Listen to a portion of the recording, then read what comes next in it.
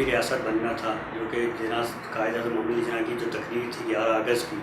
اس کے مطابق ہمارے جو جتنے مذہبی گروہ تھے ان سب کو ایک پاکستانی قوم بننا تھا۔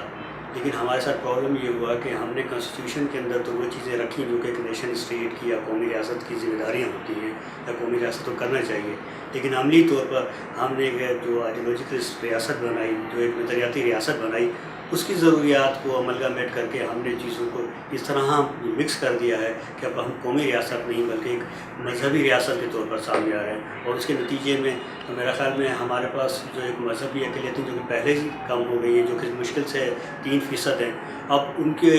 کے لیے ہم میرا خیال میں اسپیس کم کرتے چلے جا رہے ہوں، جس کی ایک عملی صورت یہ ہے کہ ہم نے اپنے کو جو اسکول کے سلیبس ہیں ان کے اندر بھی ان چیزوں کو اس حد تک شامل کر دیا ہے کہ ان کو کچھ الگ سے انڈیویجول اسپیس نہیں دے رہے کہ وہ اپنی ایک آزادی کی سوچ کے ساتھ ان چیزوں کو ڈسکس کریں یا سوچیں۔ ایک نمبر 2 یہ ہے کہ ہم نے جو سوچ کے سارے دائرے محدود کر دیے ہیں، تو اس محدود دائرے کے اندر اب ہمیں لگتا ہے کہ شاید ہمارے لیے جو مذہبی اقلیتیں ہیں ان کی ایک کوئی بڑی ضرورت نہیں ہے، جبکہ ہسٹوریکلی ہم دیکھیں کہ مذہبی اقلیتوں نے پاکستان یا پاکستان سے پہلے بہت بڑا کام ادا کیا۔ اب آگے کیا کیا جائے؟ آگے جانے کا راستہ، بہترین راستہ یہ ہے کہ ہمیں پھر ایک اس ریاستی ڈھانچے کی طرف لوٹنا ہوگا جو کہ قومی ریاست ہے، اور قومی ریاست کے اندر کسی قسم کی مذہبی تفریق جو ہے وہ شامل نہیں ہونی چاہیے، بلکہ تمام جو شہری ہیں ان کی ایک برابر کی حیثیت ہے، اور برابر کی حیثیت کی جب ہم بات کرتے ہیں تو پھر قومی جو معاملات ہیں ان کو بھی برابری کی سطح پر ہی ڈیل کیا جائے۔ دیکھیے، کسی بھی معاشرے میں جب ہم تعلیم کی بات کرتے ہیں تو تعلیم کو ایک ہولسٹک اپروچ کے ساتھ دیکھنا چاہیے کہ معاشرے کے تمام طبقوں کو ساتھ لے کر چلنا ہوتا ہے۔ ایسا نہیں ہے کہ معاشرے کے چند طبقے تو تعلیم کے عمل سے باہر کر دیے جائیں اور کچھ طبقوں کو یہ جو امارات جو ہے وہ ایکسکلوسیو حاصل ہوں۔ جب یہ سلسلہ ہوگا تو پھر الٹیمیٹلی معاشروں کے اندر بے اطمینانی پیدا ہوگی،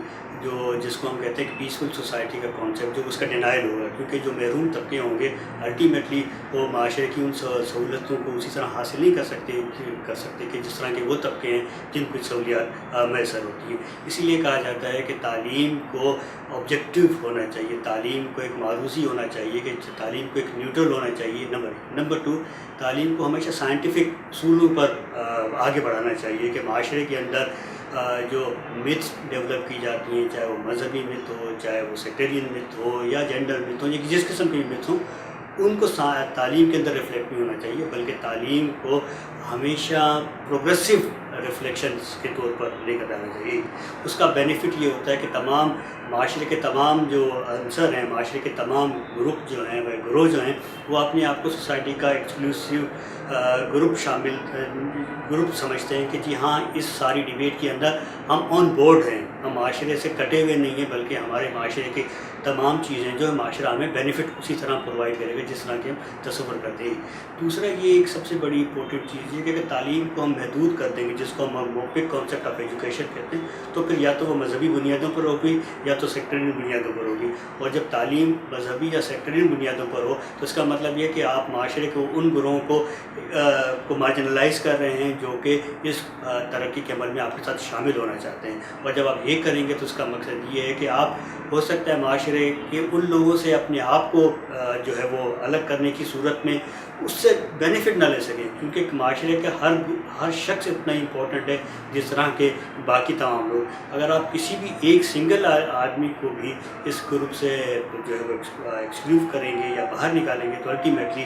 آپ اس شخص کو نہیں نقصان پہنچا رہے بلکہ آپ پورے معاشرے کو نقصان پہنچا رہے ہیں، کیونکہ آپ اس کی صلاحیتوں سے بینیفٹ نہیں لے سکیں گے، کیونکہ آپ اس کو اس پورے پروسیس سے الگ کر رہے ہیں، پورے پروسیس سے نکال کے اس کو باہر کر رہے ہیں۔